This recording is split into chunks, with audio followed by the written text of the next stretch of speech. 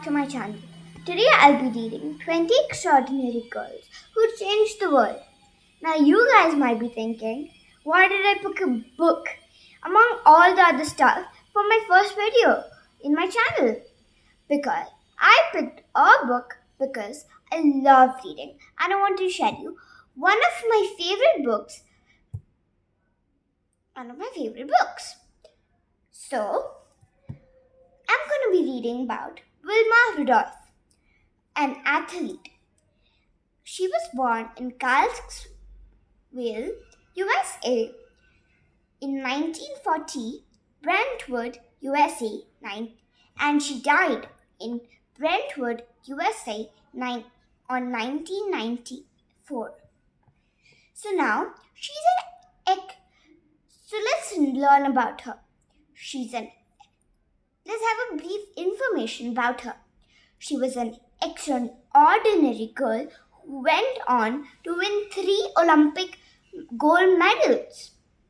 Let's read about her moving up in the story. So, on the starting blocks of life, you sometimes find yourself in a disadvantaged position. Nevertheless, we need to believe in ourselves and every day polish that invisible medal inside each of us. It was a time in America when only people with white skin enjoyed privileges such as schools and reserved restaurants, well as having the best seats on the bus. When I was born in the 28th of the 22 children of a colored porter and a waitress, that's not all. I was born premature and kept falling ill. As a child, I got measles, whooping cough, scarlet fever, and even double pneumonia. I don't know what that thing is, as I'm very young. Neither do I know how to pronounce it. So,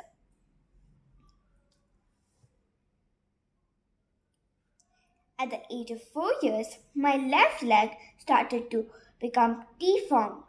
I wasn't even able to move it. Wilma has fully met this. Was the Dr. Wedrick. She'll never walk again. She'll never walk again? Let me just make this room bright. As I got the place lightened up, I got myself a snack. And I got myself water. So, let's start feeding again. So, until now, we heard that Wilma was dealing an area where there was racism between white people and black people. So the white people got all the privileges they wanted, while the black people suffered. And she kept on falling ill, and the doctor said that she would never be walking again as she got polymortalitis. So, let's continue. Tears filled to my eyes, but my mother shook her head and bent down to whisper to me, "Don't listen to him. Wilma, you'll be fine, I promise." Straight away, she started to look for a hospital willing to treat a black girl, and she found one in Nashville, about 80 kilometers from our home. But my mama never gave up. That meant that we had to travel there by bus twice a week, sitting at the back on the only seats which were allowed to take. On the side of the coach, there was an image of Cindy silver-colored dog on the run. Whenever I fell asleep, I would dream that I would be able to fly beside him. The doctors at the hospital wrapped my leg in a steel brace. I felt I was the unluckiest girl in the world, even though thinking carefully about it, that was not really the case. My siblings took in turn to massage my leg 4 times a day. My mother, on the other hand, encouraged me in the hardest moments when pain made me cry or when I was feeling too lonely. Poor Wilma. Then I went from braces to orthopedic shoes, and after 2 more years, one fine day, I took them off and walked a few steps barefoot, effortlessly. Oh my god, she sang so much, and she almost got it.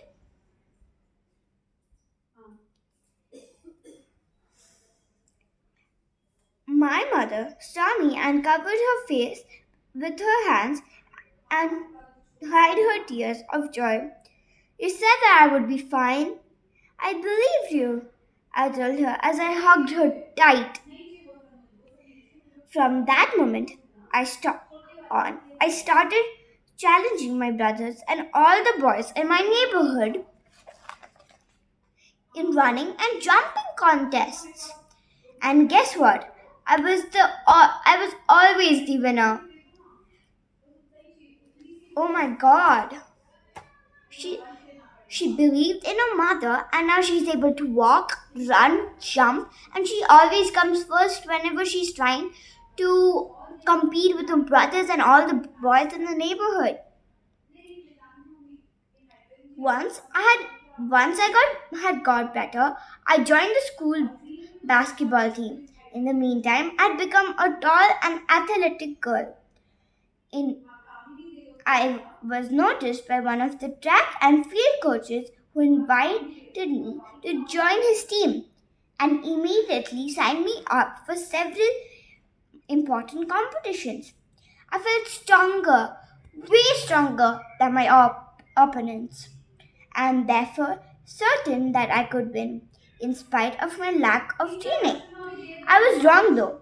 After I'd been beaten several times, I learned that I needed to practice regularly, improve my breathing, of breathing, working on sprint and on my way of running, and that regardless of the outcome, I should never give up.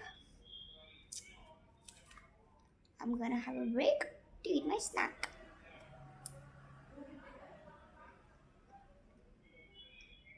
Why don't you guys sip some water?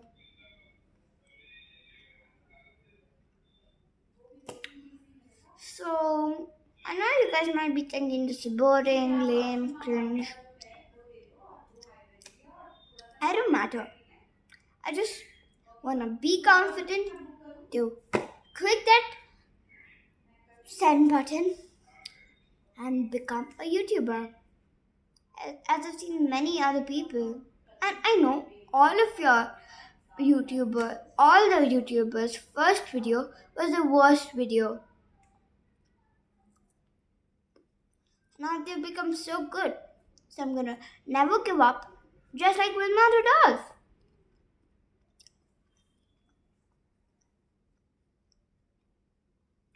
Okay, let's start reading.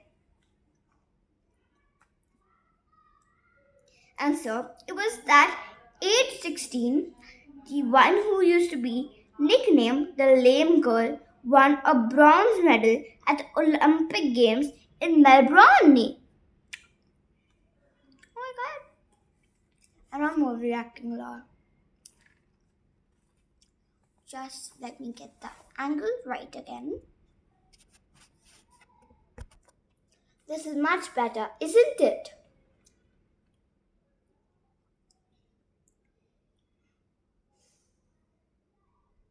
I returned home and decided that bronze was not shiny enough. I will win the gold medal at the next Olympic Games, she promised herself. She promised herself. During the next 4 years, there were preparatory races, I was growing.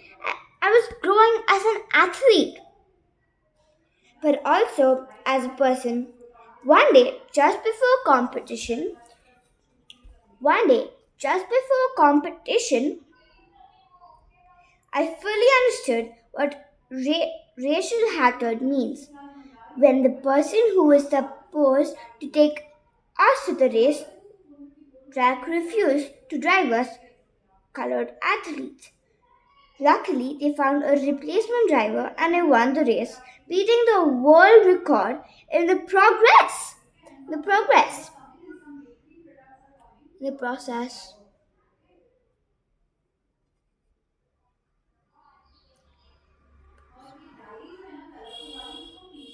However, I could not enjoy the success to the full because I had the man's eyes printed in my memory. Sooner or later, I thought, I will do something to foil all forms of discrimination. Finally, in the year of the Rome Olympics in 1960, every time I walked onto the track before a race, I was nervous. When the starting shot was fired, though I sprang up like a flash, I felt I had heard nothing, neither the sight of my long legs nor the screaming crowds. I was just flying like the silver colored dog in my dream, and every time I was the first to reach the finish line. I won 3 gold medals. No other American athlete had ever got that many. From the moment on, my name made the headlines over the planet. Radio and television were full of news about the black gazelle, the fastest woman in the world. When I went when I went back to class while the city organized a parade and a banquet in my honor, but I was found that only white people had been invited. I got angry.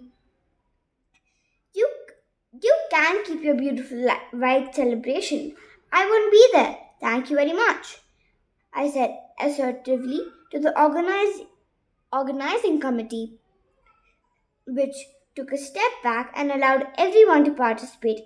It was the first time in the history my town that colored the white people celebrated together, elbows touching on the streets. It was brilliant, and I felt that I won another gold medal. Better still, it was the shiniest medal of all. Thank you for listening.